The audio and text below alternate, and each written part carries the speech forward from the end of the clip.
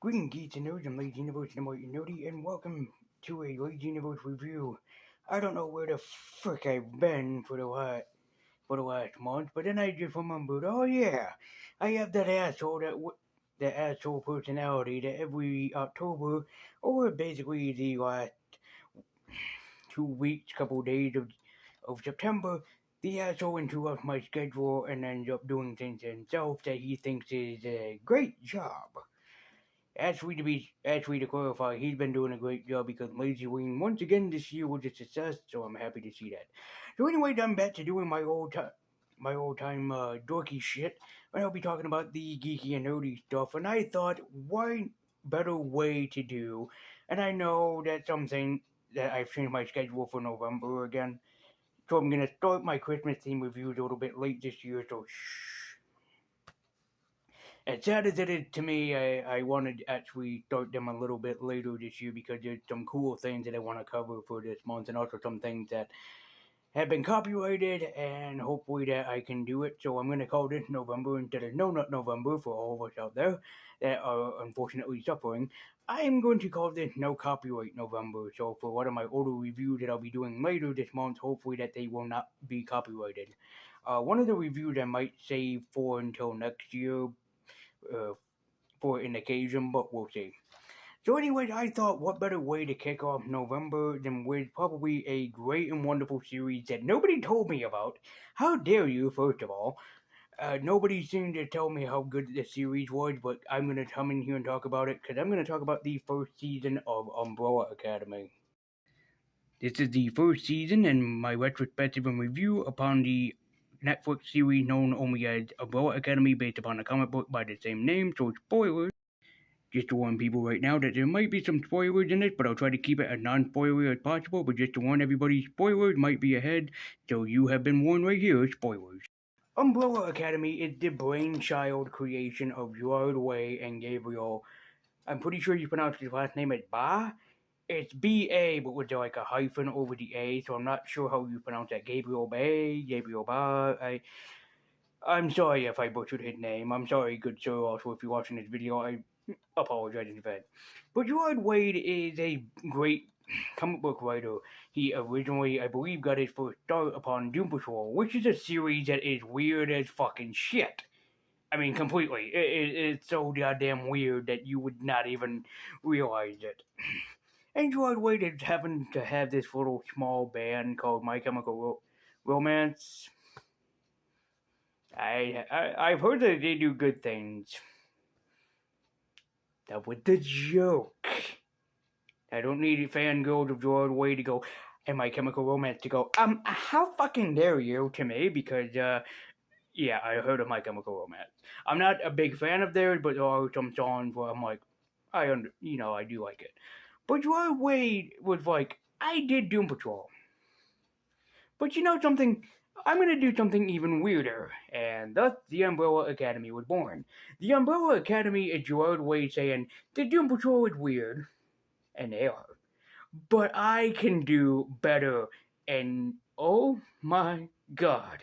I've never read Doom Patrol. This might interest me to actually read the comic book series based on the Dark Horse comics.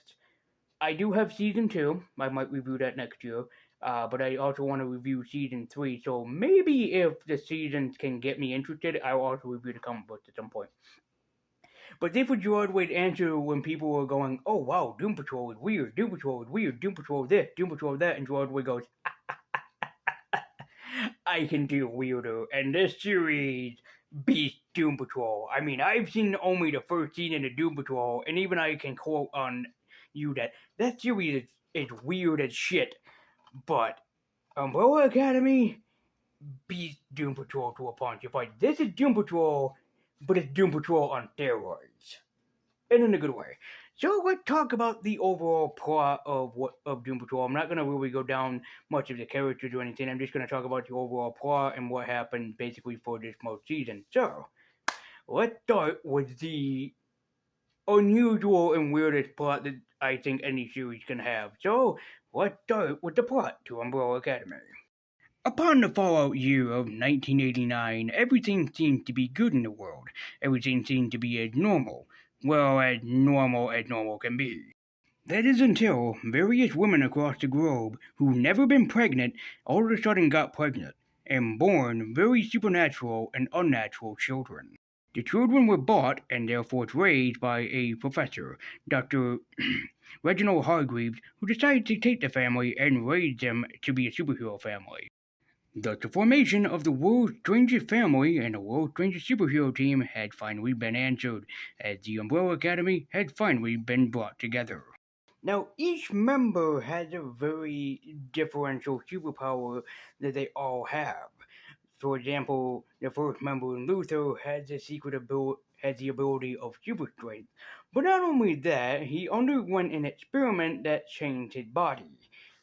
Basically, he's a man-ape kind of hybrid, which explains the super strength and super durability that he happens to have. The second brother, Diego, had the supernatural ability of being very good with throwing knives, that he can hit a target no matter what, as long as he's using knives.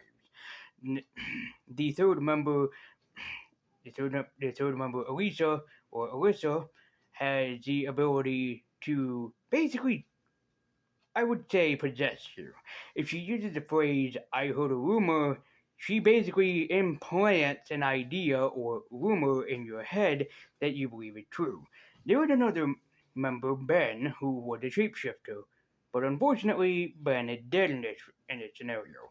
The only one that he can talk to is his younger brother Klaus, who happens to be my favorite character in this, who had the best sort of scenario happen to him.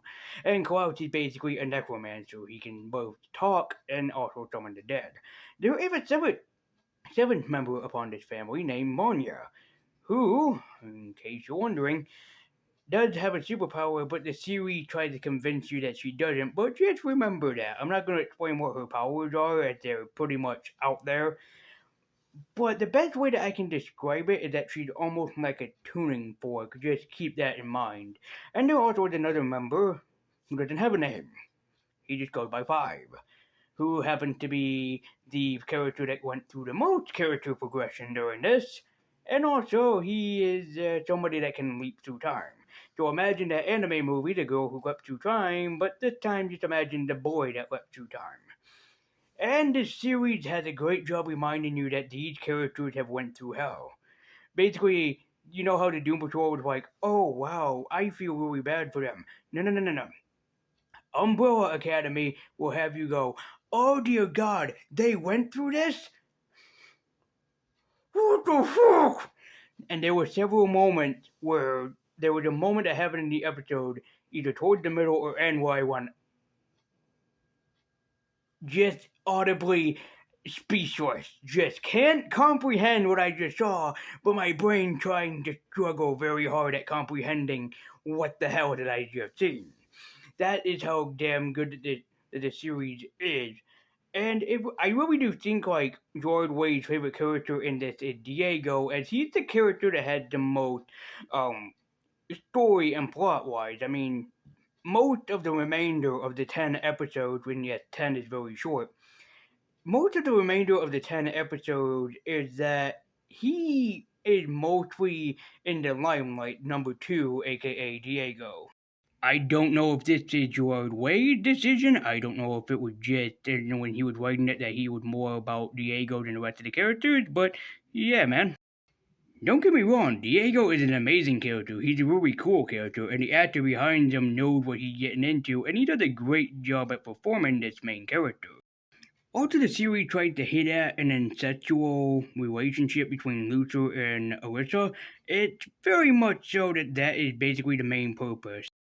It's just a lot of moments where they're being very cutesy with one another, and it's very much very heavily implied that the two of them are in love with one another. Which, by the way, they do have a very impressive and very beautiful dance montage, but then it becomes very clear at the end that, yeah, they're in love with one another.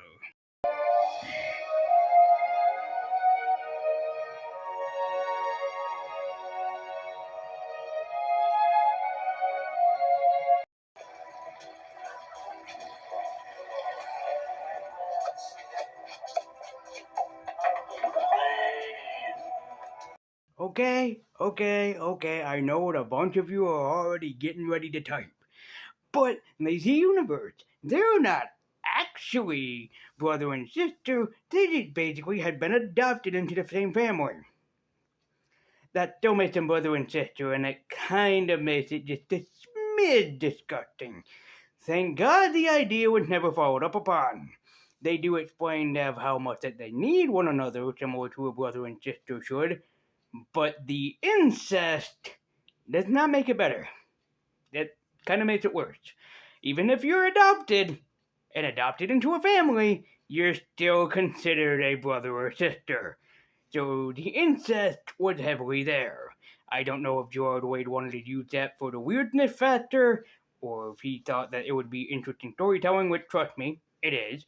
And I cannot lie that in a sense that they are kind of a cute couple, but it still has the heaviness of ew, just a smidge, because they're still brother and sister. Then this series has a bunch of what the hell moments, specifically with mostly number 5 that comes into play later on. And I gotta give credit to the actor that played number 5. He had to play himself, as he was a 13-year-old, 14-year-old, however old he was. But I gotta give him credit because he acts like an older person. He acts like an adult despite the fact that he's a teenager. He does this role so well, in my regards. I mean, holy fuck, is he just a genius at doing that. And it really is worth seeing for yourself the way that the actor really is great at portraying this. But my favorite character, and the one that I really want to talk about in his character arc throughout this series, is definitely Klaus, as he is without a doubt just the best written character in my regard. He was my favorite during this, as Klaus is basically almost me to a T. That is insane in his regard. Because, like myself, I'm a sweetheart, I'm a jackass, especially toward my other siblings. And yes, since I'm mostly a younger brother first and older brother second, I was a dick of a younger brother. And I do care about other people. I don't like seeing other people hurt. And in fact, yes, like Klaus, later on, I was a protector, and I see myself as a protector toward my own family. So we're almost close to a T. It's just that wow in my regard of how much I can actually relate to this character. And I can also relate to Klaus because he gets PTSD for different reasons, of course. But I have PTSD as well, so I'm able to relate on that level and how well that the actor that played Klaus and the writing team did for him. You deserve that. So let's actually talk about Klaus, but I'm just going to warn people that there might be some spoilers with me just mostly talking about Klaus's character, so you can either tune out or skip ahead a little bit. I can't tell you the time code, but just skip ahead by like 5-10 minutes, give or take, depending on how long this will take. So let's actually talk about my favorite character in this. We'll talk about number 6 himself, Klaus. When we first meet Klaus, we know that something's up with him, that he's not quite as normal as the other one, and that's because he's hooked and addicted to drugs. And that while Klaus is, yes, a sweetheart of the team, he has one unnatural ability. He can still see and talk to his younger brother, Ben, because he can see his spirit. But Klaus, as we know, is not afraid to get things done the way that he intends to. And in fact, that mostly what makes him crazier is the fact that he is hooked and addicted to drugs. But everything turns out for the worse, and so much worse for Klaus when he ends up captured by Sasha and Hazel and ends up being tortured almost to death. By accident, Klaus traveled back in time, to the time of the Vietnam War, where he ended up falling in love with somebody by the name of Dave, who tragically and unfortunately lost his life on a battlefield as he was killed in action while basically just trying to do his duty as a soldier. But Klaus's character arc was made even better when the fact that he actually can and learned to conjure once again when it came to the final episode when he conjured up Ben for help.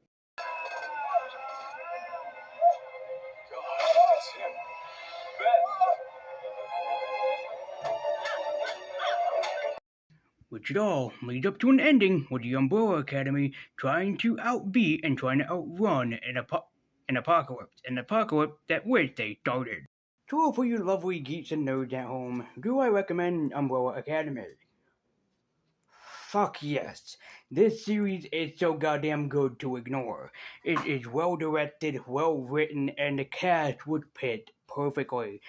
There are some episodes where it might seem a little bit boring, but keep in mind that it does actually get better. For even if you think, this is boring, and a holy shit moment will come out of the middle ground. You believe me on that one. But the acting is great, the writing crew was terrific, and also the music shows in this did pretty well. From, in fact, using all stars like Etta James, Tiffany, and including one by Gerard Way that it played in the final episode. He's the creator, so of course he's gonna ask, can I put a son of mine in this series? Would you please mind? And also, he and Gabriel are, of course, executive direct producers on this. I also think, and I'm not sure if I'm correct, but I think in either season 2 or 3, Gerard Way wrote one of the episodes. So, with all things considering, Umbrella Academy is wonderful. It's full of twists and surprises that you would never seen coming, and it's even weirder than Doom Patrol.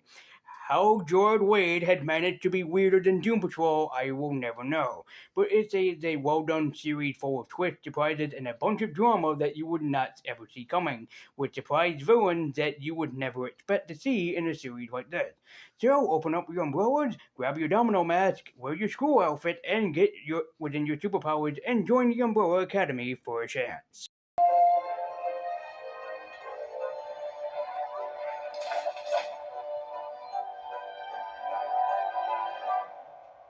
Guys, as always, thank you so much for watching. Be sure to like, comment, and subscribe. Follow me at Twitter with a link in the description down below. I'm Rage Universe. I write nerdy, keep your on.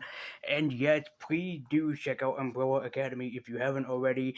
It's pretty cheap to own on DVD. I will not lie to you, as I bought my 2 copies for like I think it was like roughly like $20 a piece, which is a pretty big deal. There's even some for cheaper, like $13, but I recommend buying them new so you know that nothing's wrong with the disc. And yes, I do have season 2, and I will review it probably next year. So thank you guys so much for watching, and please do check out Umbrella Academy. And shame on you guys for not telling me how good that the series was or recommending it to me to review. So you go sit in the corner now. Maybe. I don't know. So, thank you guys so much for watching. I believe you guys have what new to keep you on. Be sure to do all the YouTube things by liking, sharing, commenting, subscribing, and hit that bell icon if you never want to miss a video. And until next time, both keep you on, and as always, take care.